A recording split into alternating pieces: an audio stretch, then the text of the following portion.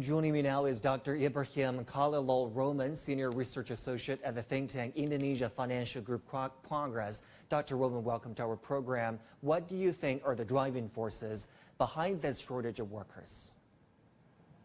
Thank you very much for having me. It's this very interesting phenomenon that the Asian labor shortage can be attributable to two main reasons, as we already also listened to the news.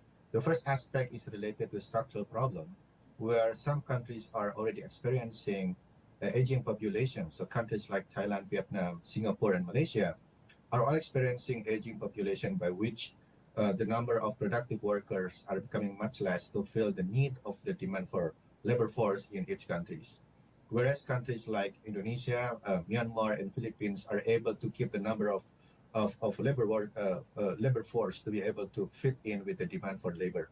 So from structural problem, it is already estimated that by 2030, East Asian countries should import no less than 275 million people due to lack of labor to fulfill demand for labor, especially for the skilled ones.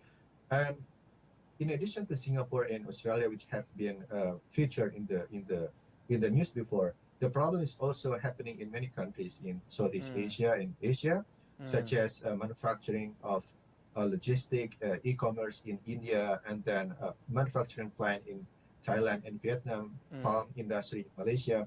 They are all facing shortage of labor due to variety of reasons. And one of them is related to immigration process, which has been taking very long process due to 2 years gap, which left application unattended.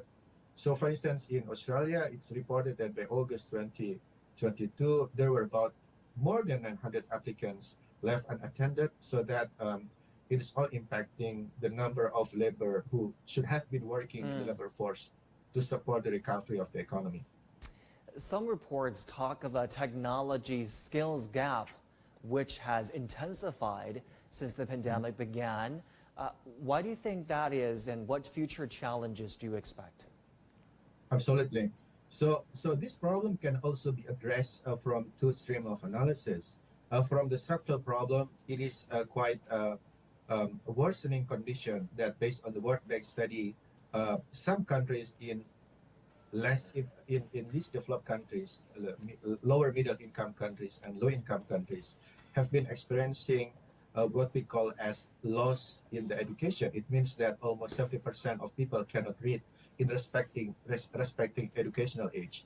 And for these reasons, the impact will be unavoided. Like these countries will be losing about $17 trillion in the lifetime reduction in earning due to the lower quality of education. While the impact has not been addressed in higher education, university degree, but it seems like the impact can also be attributed to the lower quality of educational in undergraduate degree, so that they cannot catch up with the necessity in the labor market, especially for technological related companies. In addition, if we look into the data from World Economic Forum, it is estimated that by 2030, 2040, we are experiencing to loss of the almost 85 million jobs, where at the same time 95 million jobs are created, as long as the technology and skill level can be attached to the quality Dr. of Rohman, education. my apologies, we're pressed for time here, but thank you so much for making time for us. We appreciate your analysis.